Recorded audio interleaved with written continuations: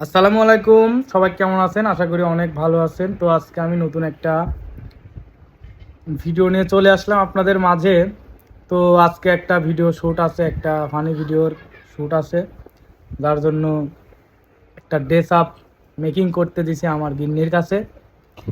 তো এখন এই যে আমার হাতে যে মানে রঙিন কাপড়গুলা দেখতেছেন, এই কাপড়টা দিয়ে একটা ফকিরের ড্রেস তৈরি করব আমরা এখন।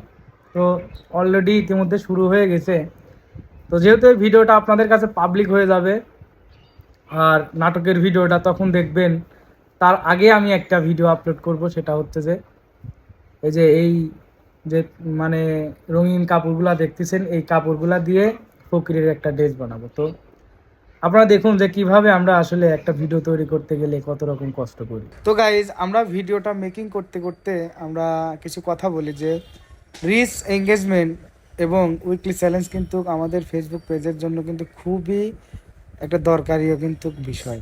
তো কাজে যারা রিচ এঙ্গেজমেন্ট তৈরি করতে চান, তারা কিন্তু চাইলে ভিডিওতে বেশি বেশি কমেন্ট এবং রিপ্লাই কমেন্ট করবেন। তাতে করে কি হয়, আমাদের কিন্তু রিচ এঙ্গেজমেন্ট ঠিক থাকে। ফাইনালি দেখেন আমাদের সেই পাঞ্জাবির লুকটা দেখেন, ফকিরের ড্রেসের লুকটা কিন্তু সুন্দর চলে আসে। একটু সুন্দর করে দেখাও, দেখেন। তো আসলে আমি একটা কথাই আপনাদেরকে বলবো যে আসলে অনেকেই আসে সেলাই করে, ঠিক আছে, মেশিন দিয়ে। তো আমি কিন্তু এটা মানে বুদ্ধিটা আমার গিন্নির বাড়িওয়ালার, যেহেতু যদিও নিজে ক্রেডিট নিচ্ছি।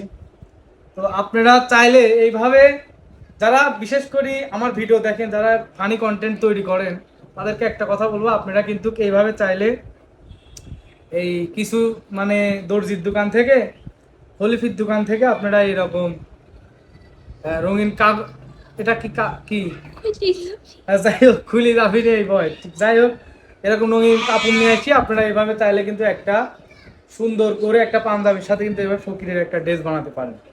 তো আমার এটা যদি আপনাদের কাছে ভালো লেগে থাকে, তাহলে অবশ্যই অবশ্যই কমেন্টে জানাবেন যে কেমন হলো।